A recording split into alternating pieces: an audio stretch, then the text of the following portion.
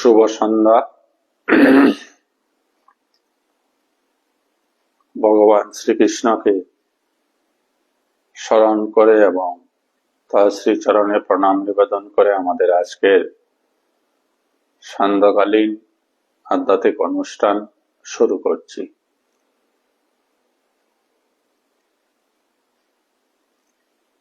ও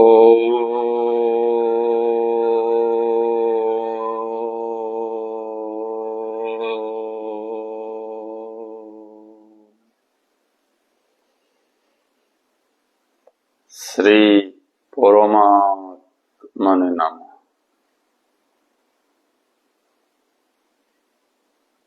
আমরা আলোচনা শুরুর পূর্বেই আমাদের স্বরূপ চিন্তন করব।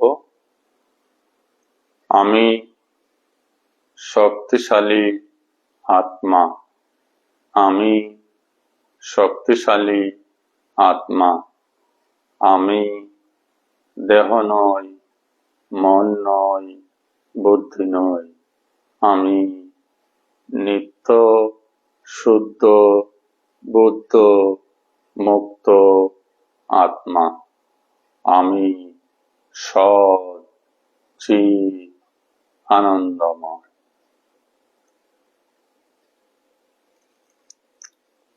তার আগের দিন ফেসবুক লাইভ অনুষ্ঠানে আমরা শ্রীমদ্ ভগবত গীতা নবম অধ্যায় সমাপ্ত করেছিলাম। আজ আমরা দশম অধ্যায় থেকে আলোচনা শুরু করব। দশম অধ্যায় বিভূতি ঝুঁক।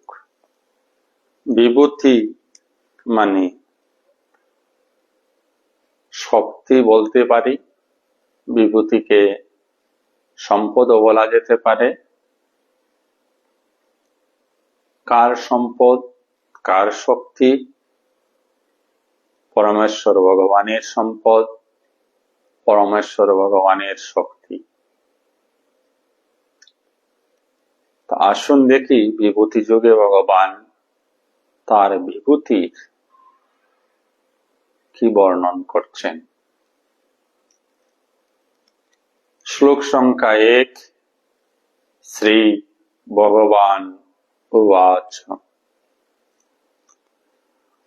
ভূয়ো এব মহাবাহু শৃণু মে পরমং বচ যত্যহম প্রিয়মানায় বক্ষ্যামি হিতো কাম্যয়া। ভূয়ো এব মহাবাহু, মহাবাহু ভূ মানে পুনরায়, পুনরায় হে মহাবাহু শৃণু মে পরমং বচ, আমার পরম কথা শুনো। যত্যহ অহম যেহেতু আমি, প্রিয়মানায় আমার প্রিয় পাত্র বলে মনে করি তোমাকে, অর্থাৎ অর্জুনকে। বক্ষ্যামি হিত কাম্যয়া, তাই তোমার হিত কামনায় আমি বলছি। পরমেশ্বর ভগবান বলিলেন, হে মহাবাহু অর্জুন, পুনরায় শ্রবণ করো। যেহেতু তুমি আমার প্রিয় পাত্র, তাই তোমার হিত কামনায় আমি পূর্বে যা বলেছি তার থেকে উৎকৃষ্ট তত্ত্ব বলছি। আমরা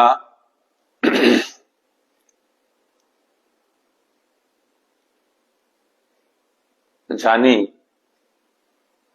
যে ভগবানের প্রিয় ভক্তের জন্য ভগবান সর্বদা তার জ্ঞানের দ্বার উন্মুক্ত করে দেন। অর্জুনকে তিনি ভালোবাসেন। কেন ভালোবাসেন? যেহেতু অর্জুন ভগবানের শরণাগতি নিয়েছে। অর্জুন নিজের সবকিছু ভালো মন্দ বিচার করার সমস্ত অধিকার ভগবানের হাতে ছেড়ে দিয়েছে, তাতেই ভগবান অর্জুনের প্রতি সন্তুষ্ট, অর্জুনের প্রতি প্রীত হয়ে আছেন।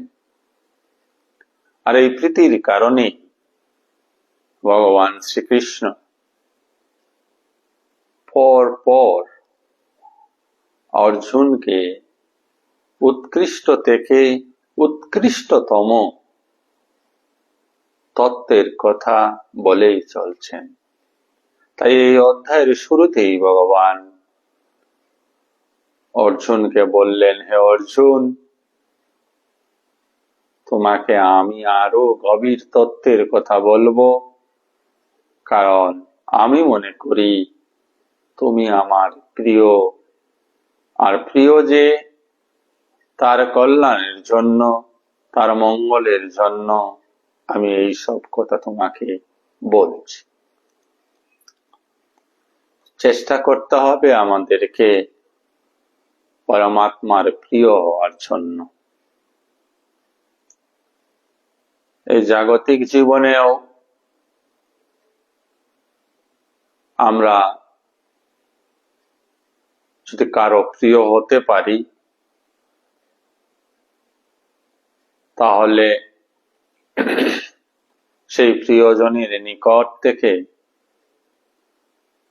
নিজের ব্যক্তিগত জীবনের কল্যাণের জন্য অনেক উপদেশ, অনেক বস্তুগত লাভালাভ আমরা লাভ করে থাকি। তার একমাত্র কারণ হচ্ছে প্রিয়তা। প্রিয়তা মানুষের স্বাভাবিক গুণ, তা আহরণ করতে হয় না। শুধুমাত্র মনের সহজ সরলতা, নিজেকে অন্যের কাছে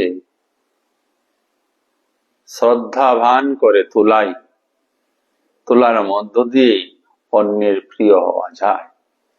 এ তো জাগতিক জীবনের কথা, পারমার্থিক জীবনেও সে একই সূত্র কাজ করছে। পরমাত্মার যদি প্রিয় হতে হয়, ঈশ্বরের যদি প্রিয় হতে হয়, নিজের জীবনের দায়িত্বভার ঈশ্বরের হাতে তুলে দিতে হবে। কাজটি কঠিন, কারণ আমরা বুঝি যে আমার জীবনের ভালো মন্দ আমি বুঝবো, আমি আমার জীবনকে পরিচালনা করব। তাই যেরূপ আমরা জাগতিক জীবনে আমাদের জীবনের দায়িত্বভার, সংসারের দায়িত্বভার বিন্দু মাত্র অন্যের কাছে ছাড়তে রাজি হই না, ঠিক সেইভাবেই আমরা ঈশ্বরকে ভালোবাসি, মুখে বলি, কিন্তু যে ঈশ্বর এই গীতার মধ্যে বারংবার বলেছেন সবকিছু আমাতে সমর্পণ করো, আমরা কিন্তু এসব কথা শুনেও নিজের জীবনের দায়িত্বভারগুলি ঈশ্বরের কাছে সমর্পণ করতে পারি না। আমাদের অহংকারে বাধে, অহংকার আমাদেরকে আটকে রাখে। সমর্পণ কেন করবি? সমর্পণ করা সাধারণ মানুষের কাছে যেন দুর্বলতা। আমরা সমর্পণ শব্দটি সঙ্গে সবাই পরিচিত। আমাদের সাধারণ জ্ঞানে সমর্পণ মানে কারো বশ্যতা স্বীকার করে নেওয়া, কারো আদেশে জীবন যাপন করা। এত জাগতিক বিষয়। আধ্যাত্মিক ভাবে সমর্পণ মানে আপনি আপনার অহংকারকে বিসর্জন দেওয়া, আপনার মধ্যে বা আমার মধ্যে যে কর্তৃত্ব বোধ আছে, সেই কর্তৃত্ব বোধের বিসর্জন দেওয়া, সেই কর্তৃত্ব বোধের সমর্পণ করা। আর যতক্ষণ অহংকার এবং কর্তৃত্বে সমর্পণ করা যাচ্ছে না ভগবানের শ্রীচরণে, ততক্ষণ যতই আমরা চেষ্টা করি না কেন, আমাদের জীবনে প্রকৃত শান্তি আমরা পাব না। বরঞ্চ আধ্যাত্মিকতার অহংকার মানুষকে আরো তীব্র অশান্তি করে জীবন নিয়ে আসে। যারা অল্প স্বল্প আধ্যাত্মিকতা করছেন, তাদেরও অহংকার হয়ে যায়, আমি ঈশ্বরকে ডাকি, আমি এতক্ষণ নাম করি, আমি এতক্ষণ ইসে করি। আবার দেখবেন পাশের মানুষটিকে ভালোবাসতে পারছে না। আধ্যাত্মিকতা মানে নিজেকে যেমন সমর্পণ করে দেওয়া, যে নিজের করে কিছু নেই, সবকিছু যেন ওপেন করে দেওয়া ভগবানের কাছে। ওপেন করে দেওয়া মানে নিজের চিন্তা ভাবনা, নিজের খেয়াল, নিজের সংকীর্ণতা, দুর্বলতা, সবলতা, জানা অজানা সবকিছু সমর্পণ করে দিয়ে ফাঁকা হয়ে থাকা, হৃদয়ে ফাঁকা করে থাকা। এইরূপ করতে পারলে কি হয়, ভগবানের প্রিয় হওয়া যায়। আর ভগবানের প্রিয় হলে ভগবান আমাদের জীবনকে নিজেই দেখেন। কর্ম ত্যাগ করার কথা বলা হয়নি, কাজ আপনাকে আমাকে সবাইকে করে যেতে হবে। যেহেতু অর্জুন দ্বিতীয় অধ্যায়ে ভগবানের কাছে সবকিছু সমর্পণ করে দিয়েছেন, যে আমার ভালো কি আমার মন্দ কি আমি বুঝছি না, যাতে আমার ভালো হয় তুমি সেই সব কথা আমাকে বলো, যাতে আমি শ্রেষ্ঠত্বকে অর্জন করতে পারি। এই কথাই প্রসন্ন হয়ে ভগবান শ্রীকৃষ্ণ অর্জুনকে অধ্যায়ের পর অধ্যায় উপদেশ দিচ্ছেন। প্রস্তুত দশম অধ্যায় বিভূতি যুগেও প্রথম শ্লোকে ভগবান বললেন, তুমি আমার প্রিয় পাত্র, তাই তোমাকে আমি আরো গভীর তত্ত্বের কথা বলবো, যা এগুলি জানলে তোমার বড়ই কল্যাণ হবে, তোমার বড়ই মঙ্গল হবে। আসুন দ্বিতীয় মন্ত্রে ভগবান কি বলছেন তা একবার দেখি। শ্লোক ক্রম সংখ্যা 2। নমে বিদু সুরগণ প্রভবম নমহর্ষয় অহম আদির্হি দেবানাম মহর্ষিণাম সর্বৌষ। দেবতারা বা মহর্ষিরা আমার উৎপত্তি অবগত হতে পারেন না। নৌমে বিদু সুরগণ, সুরগণ মানে দেবতা, মহর্ষয় মানে মহর্ষিগণ। ভগবানের উৎপত্তি সম্পর্কে দেবতাগণ এবং মহর্ষিগণ অবগত নন। অহম আদির্হি দেবনাম মহর্ষিনাম চ সর্বশ। কেন অবগত নন? কারণ ভগবান বলছেন যে আমি দেবতাদের, মহর্ষিদের আদি কারণ।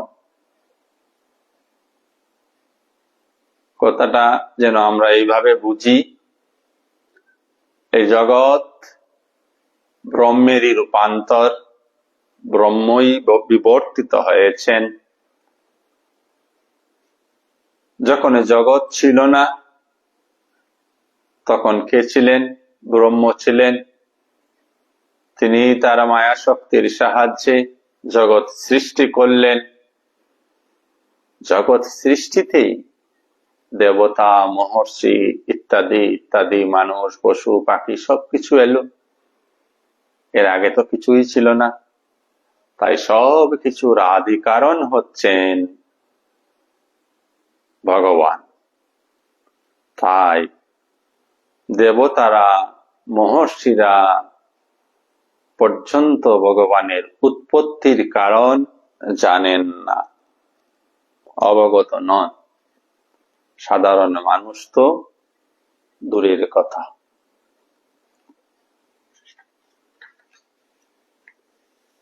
3 নম্বর শ্লোক ভগবান বলছেন, ইয়ো মাম অজম অনাধিম ছো বেত্তি, ইয়ো মাম অজম অনাদিম চ বেত্তি লোকো মহেশ্বরম অসংমূঢ় সোমর্তেষু সর্বপাপৈঃ প্রমুচ্যতে। ইয়ো মাম অজম অনাদিম চ বেত্তি লোকমহেশ্বরম অসংমূঢ় সোমর্তেষু সর্বপাপৈঃ প্রমুচ্যতে। যিনি আমাকে জন্মরহিত, অজম জন্মরহিত, অনাদি ও সমস্ত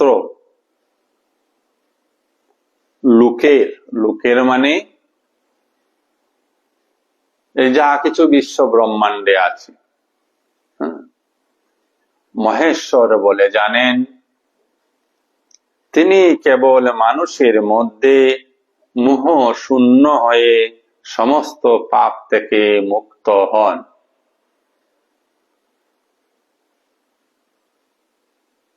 ভগবান বললেন, যে ব্যক্তিটি জানে যে ভগবান জন্মরহিত, অনাদি, সব কিছুর মহেশ্বর বা ঈশ্বর, সেই মানুষটি, কেবল সেই মানুষটি মোহ শূন্য হয়ে সমস্ত পাপ থেকে মুক্ত হন।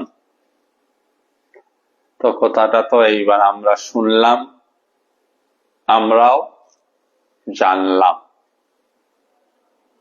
তো আমরা কি মোহমুক্ত হলাম? আমরা কি পাপমুক্ত হয়ে গেলাম?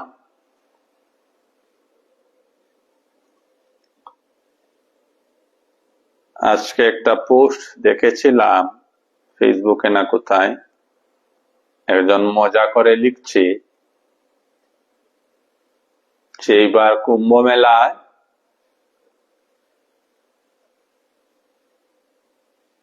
অনেক অনেক লোকের, কোটি কোটি লোকের সমাগম হয়েছে। ত্রিবেণী সঙ্গমে সবাই স্নান করেছে, সবাই পবিত্র হয়েছে, সবাই মুক্ত হয়ে গেছে। তাই স্বর্গ থেকে নির্দেশ এসছে যে আর জায়গা নেই স্বর্গে, পূর্ণ আত্মা ভরে গেছে। মানে যারা এবার, বলার উদ্দেশ্য এটা, যারা এইবার মহাকুম্ভে স্নান করেছেন তারা সবাই পূর্ণ আত্মা হয়ে গেছেন এবং তাদের জীবনাবসানে তারা সবাই স্বর্গে যাবেন। এটা কিন্তু একজন মজার ছলে লিখছে। তাই নির্দেশনা এসছে স্বর্গ থেকে যে আর যাতে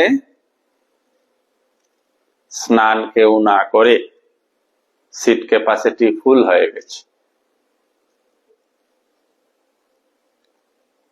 তা এই মজামূলক বাক্যটিগুলির মধ্যেও একটা রহস্য, আন্তরিক একটা রহস্য লুকিয়ে আছে। 50 লক্ষাধিক মানুষ বোধহয়, কোটি, 50 কোটি মানুষ বোধহয় স্নান করবে বা করেছে, এরকম কি একটা তত্ত্ব রয়েছে। তো যারা স্নান করেছে তারা কি সবাই পাপ মুক্ত হয়ে গেলেন? আর যদি এইভাবে পাপমুক্ত হওয়া যেত তাহলে পৃথিবীতে অশান্তি থাকতো না। না, পৃথিবীটা পৃথিবীর হয়তো বা অন্যান্য দেশ প্রদেশের অন্যান্য কান্ট্রির কথা বাদ দিলাম, ভারতবর্ষ অন্তত শান্ত হয়ে যেত, পরিবারে পরিবারে কুন্দল হতো না, মানুষে মানুষে ঠগাঠগি হতো না।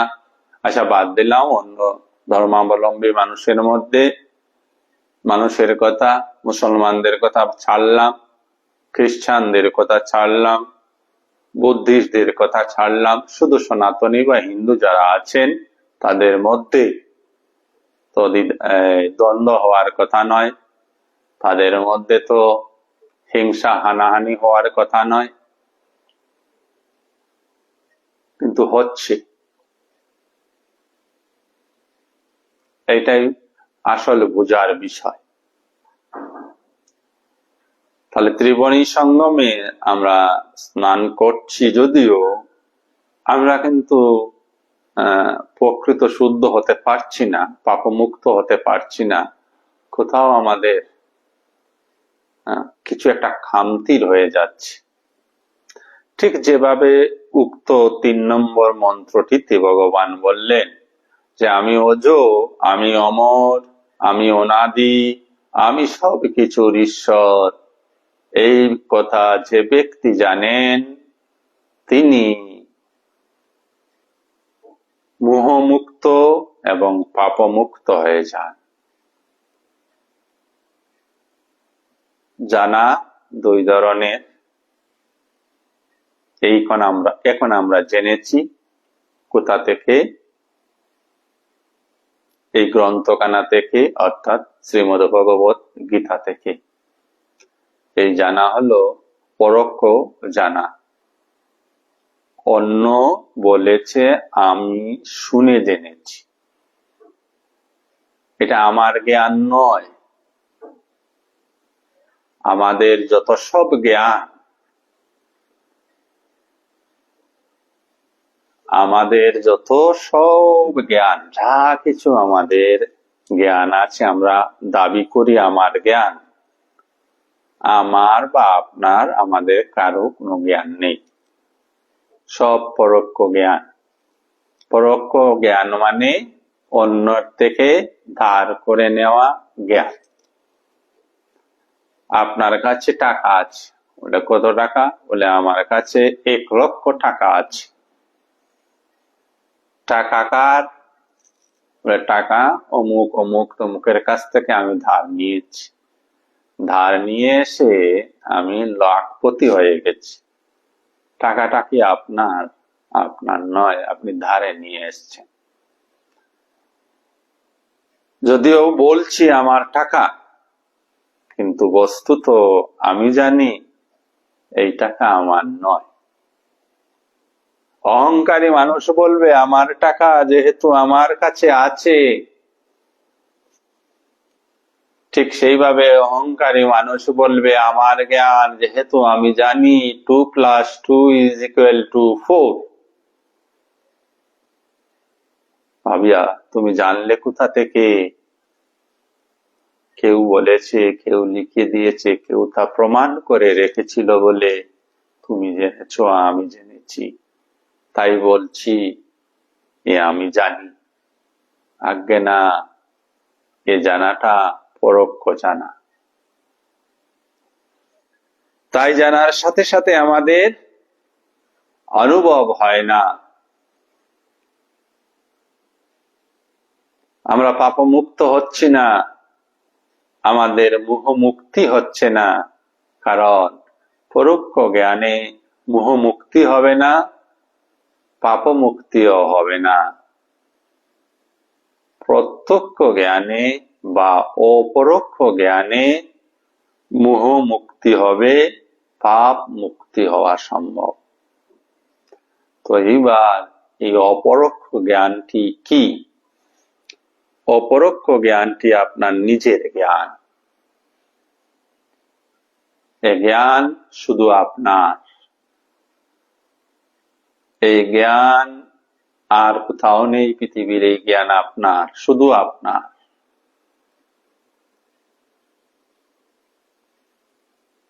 এই অপরোক্ষ জ্ঞান হলে, এই যে ভগবান বলছেন তিনি অজ অমর, ভগবান মানে আত্মা বা পরমাত্মা যাই বলি আমরা, যা আমাদের সকলে জানি আমরা আত্মস্বরূপ। ওই আত্ম উপলব্ধি না হওয়া পর্যন্ত প্রত্যক্ষ জ্ঞান হবে না, আর প্রত্যক্ষ জ্ঞান না হলে মোহ যাবে না, পাপ মুক্ত হওয়া যাবে না। ওই প্রত্যক্ষ জ্ঞান লাভ করতে হলে শ্রবণ এইভাবে শুনতে হবে, মনন এই কথাগুলির মনন করতে হবে। মনন করতে করতে করতে করতে তা ধ্যানে রূপান্তরিত হবে। ধ্যানের গভীরে সমাধি অবস্থায় সেই পরম অপরোক্ষ অনুভূতি হবে। আর ওই অপরোক্ষ অনুভূতি বা সমাধি অবস্থা থেকে যখন আবার নিচে নেমে আসবেন, অর্থাৎ স্বাভাবিক অবস্থায় আসবেন, তখনই এই বিষয়টাকে অনুভব করতে সক্ষম হবেন যে আমি অমর। ভগবান অমর বলছেন তো, আসলে আপনি অমর।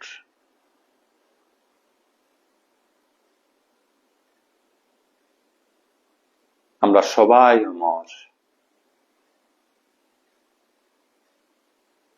তা আমরা বুঝি না বলেই আমরা বলছি আমরা মারা যাব।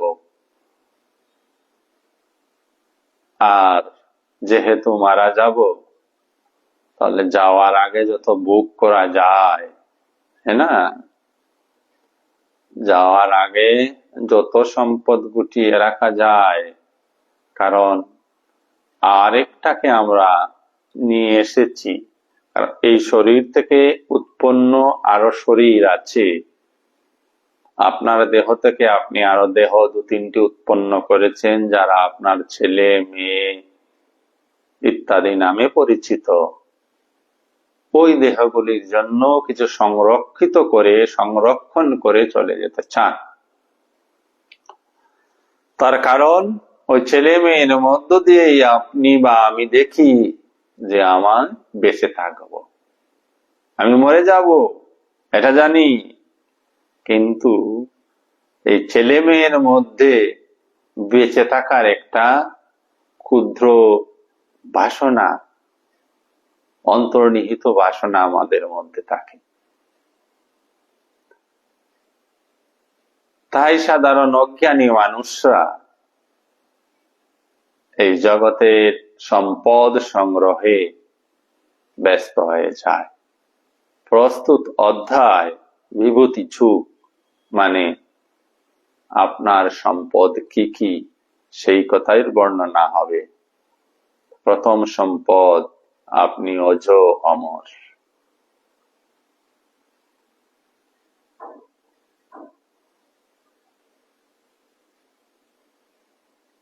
এই কথা উপলব্ধি করতে হবে।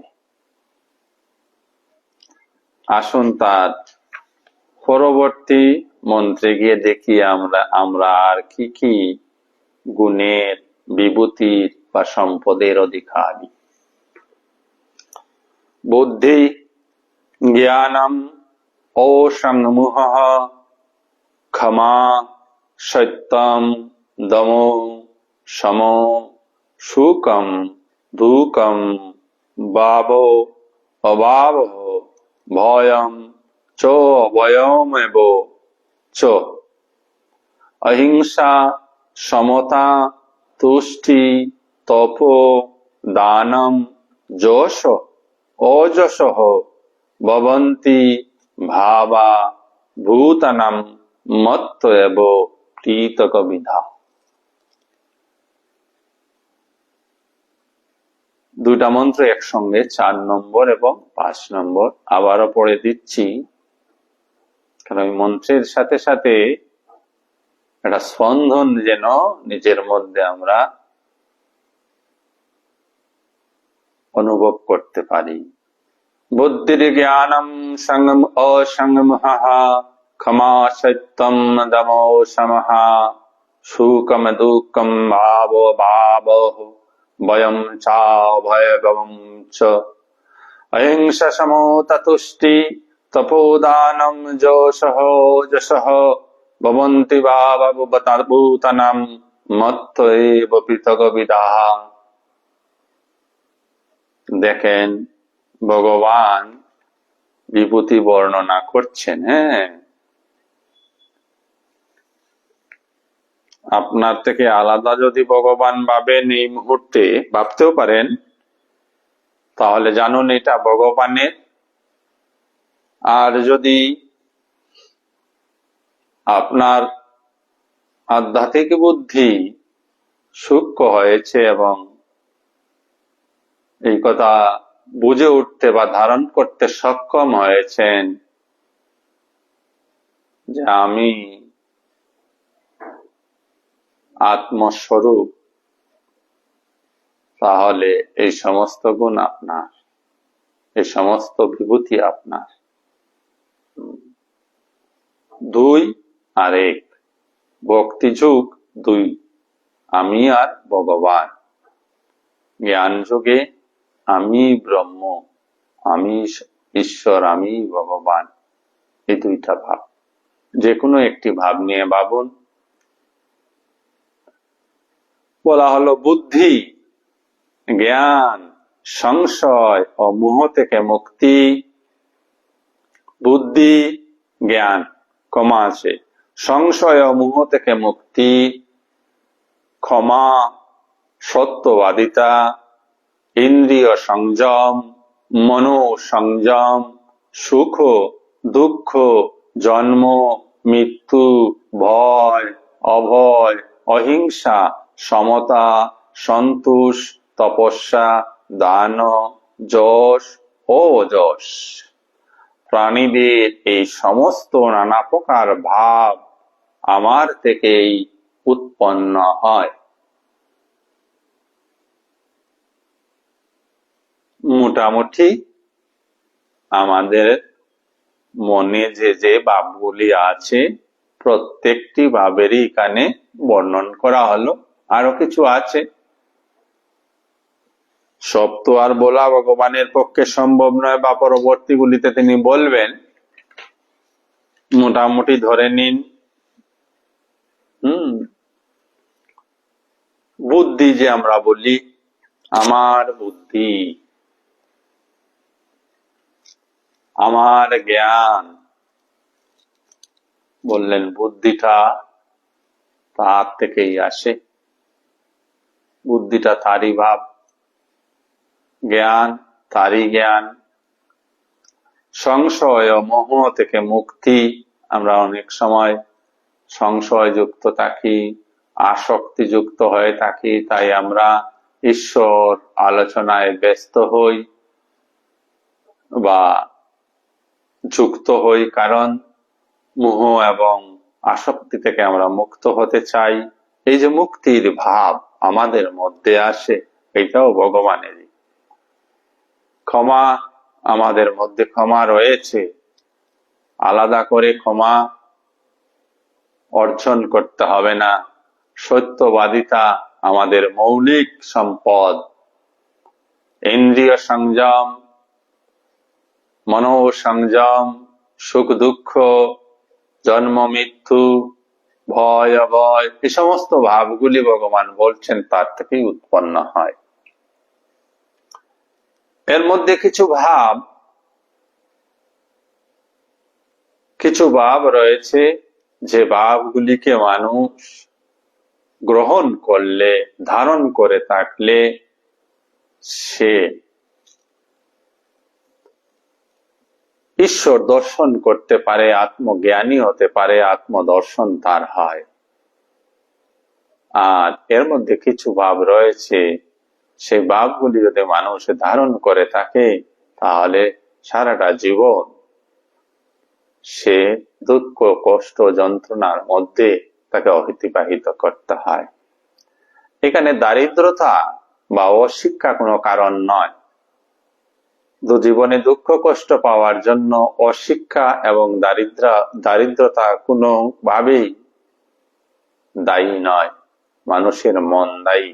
মানুষের মন যে যে ভাবকে ধরে রাখে, সেই ভাব অনুসারে তার জীবনের গতি নিরূপিত হয়।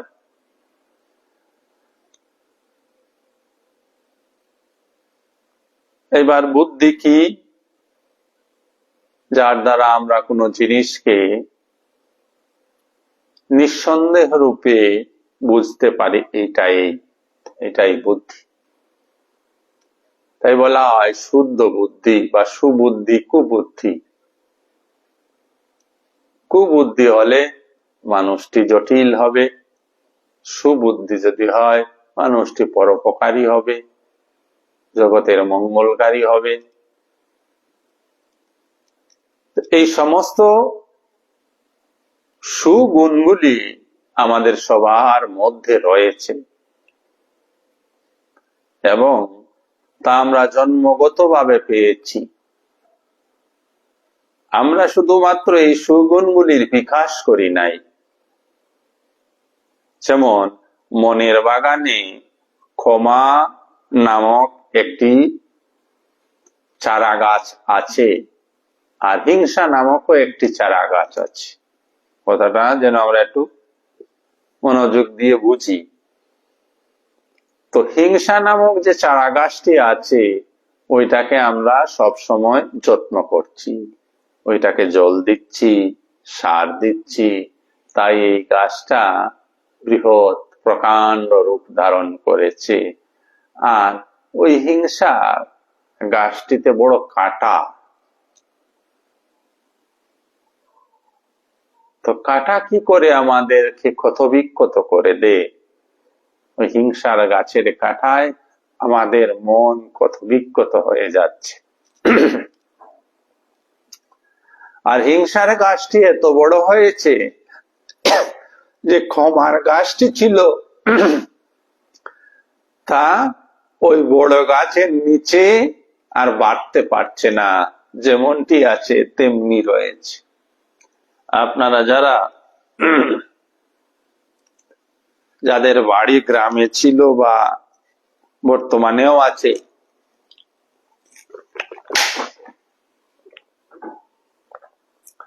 তারা অবশ্যই জানেন যে একটি সুপারি বাগানে যদি বড় বড় সুপারি গাছ থাকে এবং স্পেস কম থাকে, তার মধ্যে যদি আরেকটি চারা সুপারি গাছ লাগানো হয়, তাহলে ওই সুপারি গাছটি বেড়ে উঠতে পারে না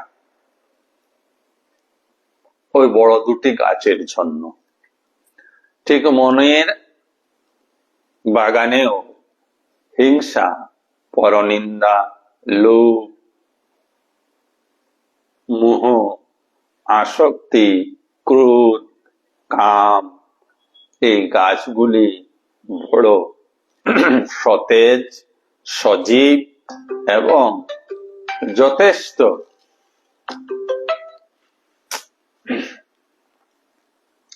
শক্তিশালী হয়ে আছে। এই গাছগুলির নিচে ক্ষমা, দয়া, সত্য, সুবুদ্ধি, সুজ্ঞান, এই চারা গাছগুলি রয়েছে। যেহেতু এগুলি জন্ম থেকেই আছে, এগুলিকে বৃদ্ধি হয়নি, তাই বলা হলো যে আমাদের মধ্যে থাকা দিব্য গুণগুলির বিকাশ আমরা করিনি।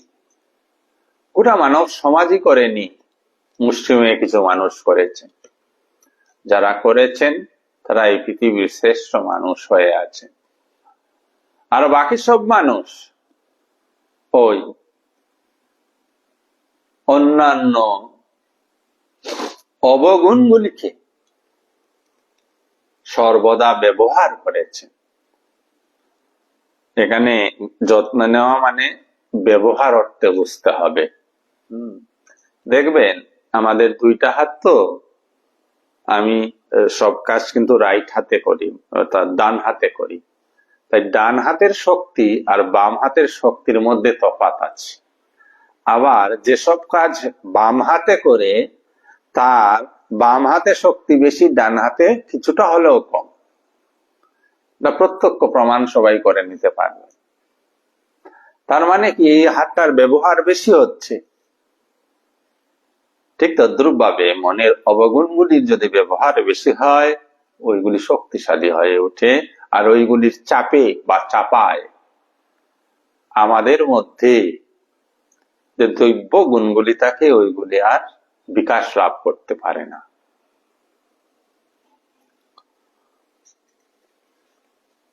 তো মনে রাখতে হবে এই সমস্ত ভাবগুলি ভগবানের। এইবার ভক্তি যুগে ভগবান এবং ভক্ত হিসাবে যদি আমরা ভাবি, অর্থাৎ ভগবানকে আমার থেকে আলাদা করে ভাবছি, তাহলে এগুলি সব আমার ভগবানের সম্পদ রাজি। আর জ্ঞানে যুগের অবলম্বী হয়ে যদি আমরা এই কথাটাকে ভাবি, তাহলে আমার মধ্যে দয়াও রয়েছে, আমার মধ্যে হিংসাও রয়েছে। চয়েস আমার কাছে, আমি কোনটা বিকাশ করতে চাই, কোনটা ব্যবহার করতে চাই।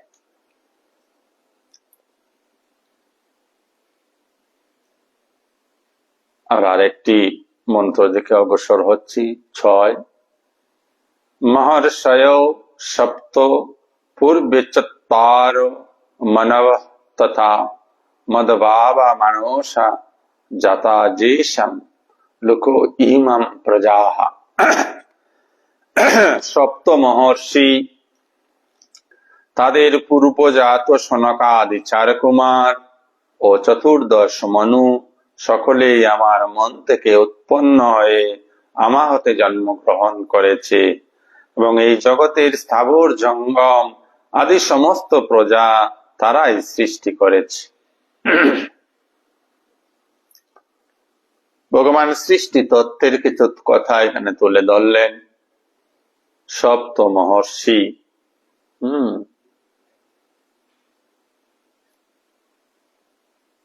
থেকে শুরু করে সনক আদি 14 মনু সবকিছুই ভগবান সৃষ্টি করেছেন। তাছাড়াও এই বিশ্ব ব্রহ্মাণ্ডে যা কিছু রয়েছে সবকিছু তারই সৃষ্টি।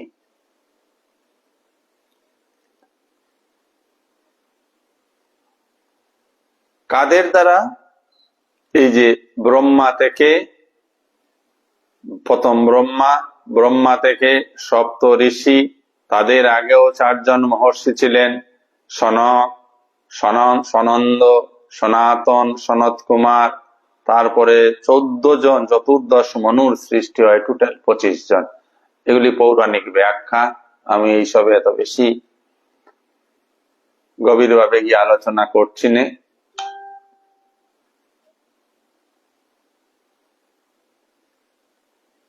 এদের দ্বারাই পরে এই জগৎ সৃষ্টি হয়েছে।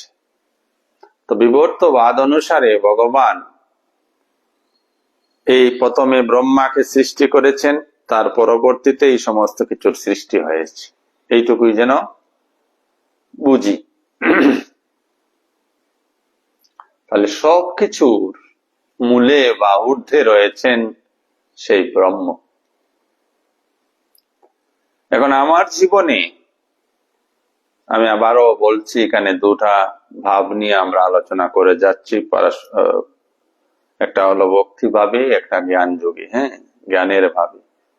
জ্ঞানের ভাবে এই কথাটাকে আমরা কিভাবে বুঝবো? আমি আত্মা স্বরূপ, এই উপলব্ধি যখন হবে তখনই অনুভব করতে পারবো আমরা যে আমার জন্ম নেই, মৃত্যু নেই, আমি কিছুই নেই। আমি আমার জগতের সৃষ্টিকর্তা, আমি আমার জগতের স্থিতিকর্তা, আমি আমার জগতের প্রলয়কর্তা। আমার দ্বারাই জগৎ সৃষ্টি হচ্ছে, জগতের স্মৃতি হচ্ছে, জগৎ প্রলয় হয়ে যাচ্ছে এবং তা অহর্নিশ দিবারাত্র হয়ে চলছে। এই বিষয়ে অনেকদিন আমরা আরো গভীর আলোচনাও করেছি।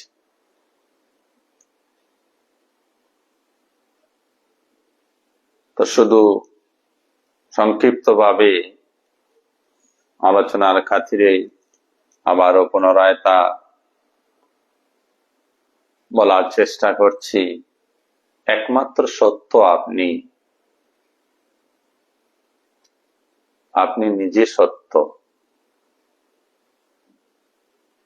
আপনি আছেন তো আপনার এই জগৎ আছে, আপনি নাই তো জগৎ নেই।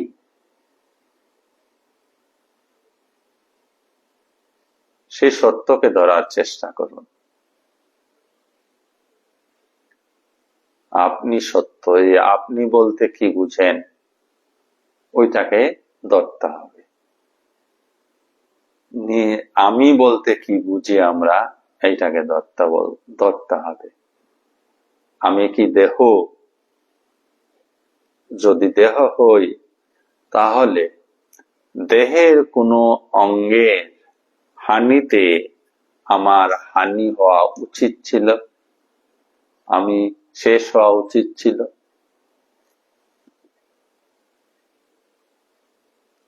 যেমন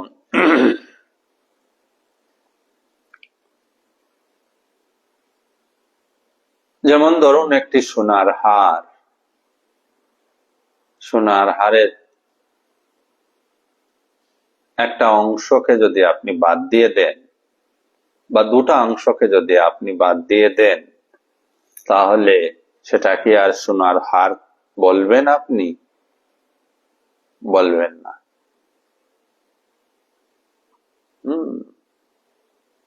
ঠিক তদ্রূপ ভাবে আমি দেহ, তাহলে যার দুটা পা নেই সে কি শেষ হয়ে গেল? তার পরিচয় তো দেহে ছিল, তাহলে তার পরিচয় শেষ হয়ে গেল, পরিচয়ের হানি হলো না। সেও বলছে আমি। তার দুপা নাই, সেও বলছে আমি আছি। আর যার সব অঙ্গ প্রত্যঙ্গ আছে সেও বলছে আমি আছি। তফাৎ কিসে? এইটাকেই অনুসন্ধান করতে হবে। তাহলে এটা সহজেই অনুমেয় যে আমরা শুধুমাত্র হাড় মাংস মজ্জা বিশিষ্ট এই দেহ নই বা মন নই, তার চেয়েও আলাদা কিছু, যে আলাদা কিছুটা এই দেহ মনকে আশ্রয় দিয়ে রেখেছে। যে আলাদা কিছুটা এই দেহ মনকে আশ্রয় দিয়েছে, ওই আলাদা কিছুর অবিহনে দেহ আর কাজ করতে পারে না, সেটাই আমি। তো সেটা বুঝতে হলে আমাদেরকে এই চর্চা অব্যাহত রাখতে হবে। যা কিছু আমরা শুনি তার উপর গভীর মননের প্রয়োজন। যারা এইভাবে অগ্রসর হতে পারবো, অবশ্যই এই গোপনীয় রহস্যটা আমাদের কাছে উন্মোচন হবে। আমরা আজকের অনুষ্ঠান এখানেই সমাপ্ত করব।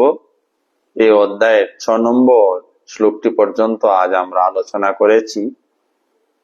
যারা যারা আজকের এই অনুষ্ঠানে উপস্থিত রয়েছেন তাদের সবাইকে আমার সাধুবাদ।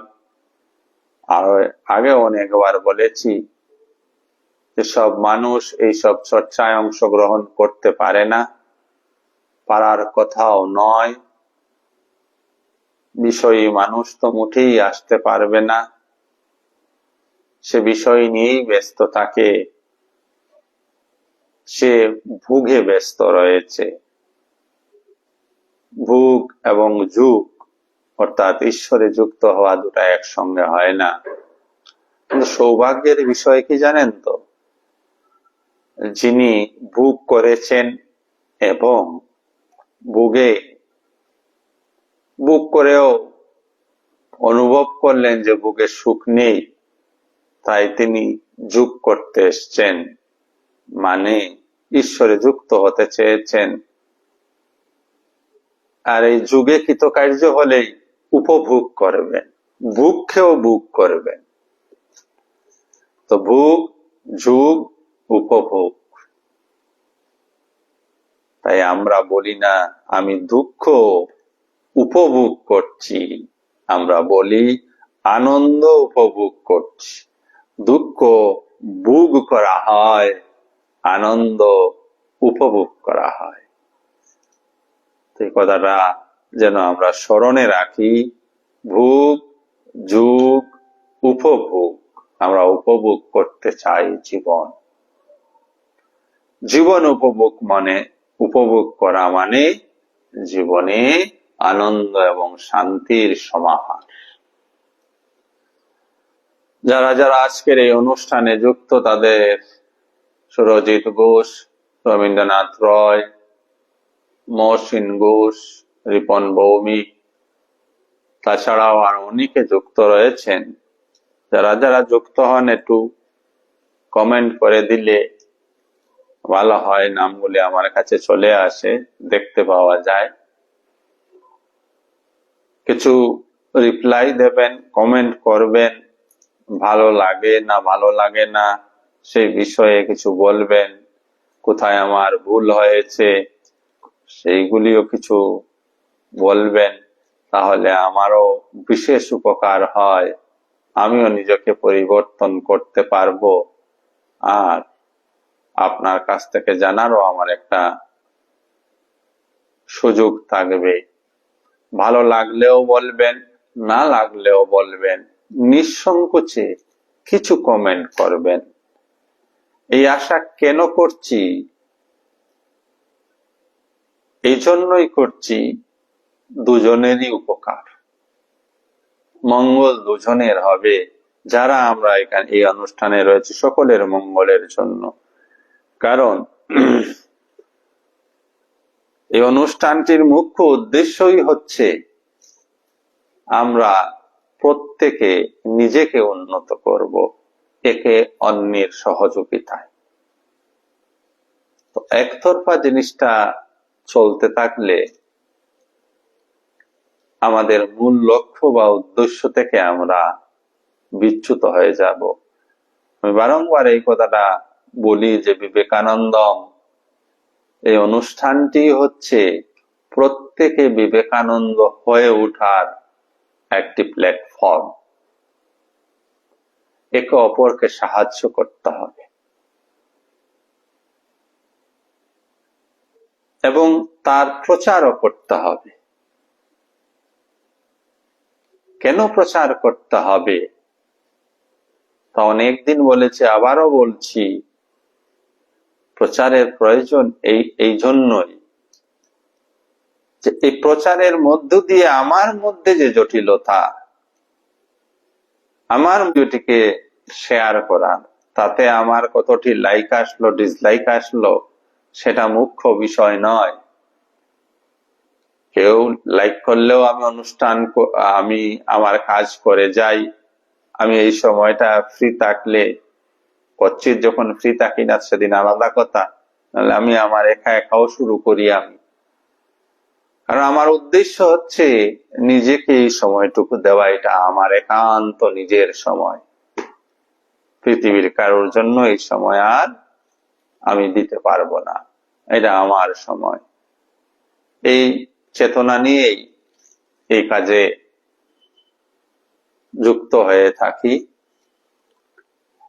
তো চেষ্টা করবেন, নিজের ভালো মন্দ আমরা সবাই নিজে বুঝি, কাউকে জ্ঞান দেওয়া আমার উদ্দেশ্য নয়। সবাই সুজ্ঞানী, অনেক কিছু জানেন, অনেক কিছু বুঝেন। নিজের বিবেচনা নিজে করবেন। আমার কথাটুকু আমি শুধু বলি, সেটা গ্রহণ বা বর্জন, তাতে আপনার 100% অধিকার রয়েছে। এই বলেই আজকের অনুষ্ঠান সমাপ্ত করছি। সবাইকে অনেক অনেক ধন্যবাদ। সকলের অন্তরস্থ আত্মাকে আমার শত কোটি প্রণাম। শুভরাত্রি। সবাই ভালো থাকুন, সুস্থ থাকুন, আনন্দে থাকুন।